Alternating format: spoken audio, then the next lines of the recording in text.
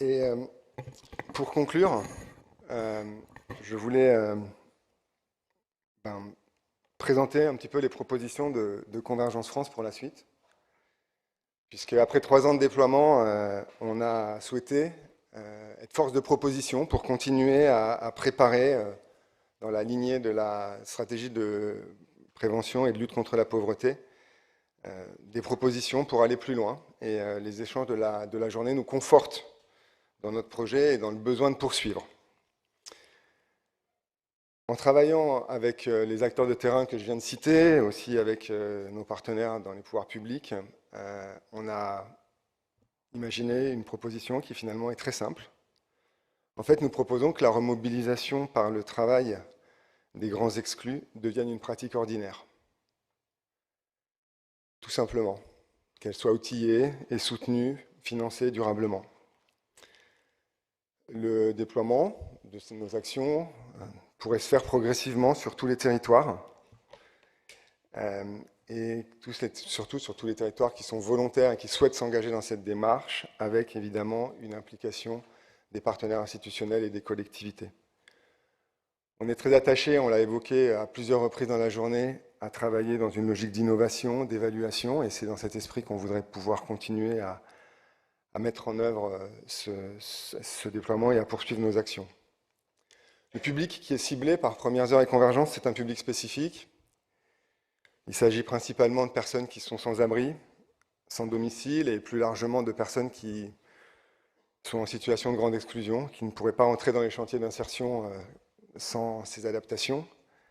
Et Premières Heures, elle peut être considérée comme quelque part la première marche dans l'IAE pour elle. Juste pour le redire, plus de 60% des personnes qui sont dans Premières Heures ont passé plus de 6 mois dans la rue.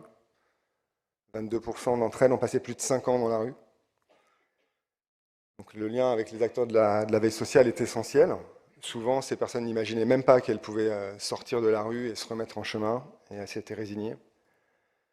Et ensuite, Convergence permet la mutualisation et la coordination de ressources nouvelles pour la prise en charge des cas complexes, essentiellement pour des personnes qui ont donc cette problématique aussi de logement.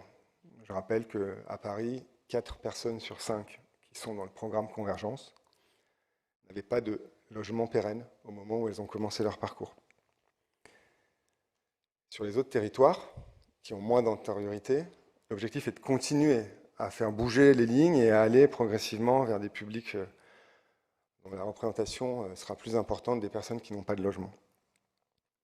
Donc, vous le comprenez, ces programmes ont vocation à continuer à ne pas s'adresser à tous les salariés de l'IAE, et donc non plus à ne pas s'adresser à tous les chantiers d'insertion. Il s'agit vraiment de s'adresser aux structures dont le projet associatif et social rejoint ces orientations. Aujourd'hui, jusqu'à 2022, on a déployé Premières Heures et Convergence, 2 programmes séparément, alors en complémentarité sur les grandes métropoles et en Charente. Mais pour les propositions pour l'avenir, on propose de sortir de cette approche binaire, de proposer des modèles qui soient plus ajustés aux spécificités de chaque territoire, dans une forme d'hybridation entre les 2 programmes. Et c'est un peu ce qu'on a cherché à faire déjà jusqu'à maintenant, à vraiment s'adapter à la réalité de chaque territoire, mais on voudrait pouvoir proposer ces déploiements en se basant sur des diagnostics partagés avec les acteurs des territoires et en concevant des actions, des modèles qui soient vraiment spécifiques, en tout cas adaptés à chaque territoire. Ça permettra progressivement d'aller vers une couverture nationale. Bon, je l'ai déjà dit, mais toujours en associant les acteurs publics locaux, qui sont des partenaires essentiels du projet. Un élément important pour la suite, c'est de pouvoir aussi travailler sur les modèles de financement. Jusqu'à maintenant, sur cette phase de déploiement, nous avons été financés par les administrations centrales dans le cadre de la stratégie pauvreté. Et il nous semble qu'à moyen terme, il est nécessaire de pouvoir réduire la redistribution de subventions publiques que Convergence fait à destination des chantiers d'insertion porteurs. Et pour cela, on a déjà commencé à avoir des réflexions avec les administrations centrales, mais on sait que ça va nécessiter un petit peu de temps, mais les réflexions ont commencé. Thibaut Guilluy, ce matin, évoquait déjà quelques pistes. Donc voilà, nous souhaitons pouvoir poursuivre sur ces évolutions et sur ces réflexions. Et donc, pour avoir le temps de ces réflexions, on pense que la priorité, et c'est là-dessus que je terminerai, c'est vraiment de pouvoir sécuriser l'année 2023 qui arrive à grands pas, pour ne pas fragiliser l'édifice qui a été construit au fil de ces années, pour sécuriser les 130 professionnels qui, sur la trentaine de territoires où les programmes sont présents, dans toutes ces structures d'insertion, travaillent sur les projets, qui ont fait bouger leurs pratiques, qui ont accepté de faire des pas de côté par rapport à leur fonctionnement habituel, et qui donc voudraient pouvoir poursuivre, en tout cas la plupart d'entre eux, sur ces actions. Et puis surtout, s'il faut pouvoir sécuriser 2023 à 3 mois de la fin de l'année, c'est parce qu'il y a 2000 personnes qui sont accompagnées dans le programme. On a ouvert la journée ce matin en écoutant les témoignages de plusieurs de ces salariés.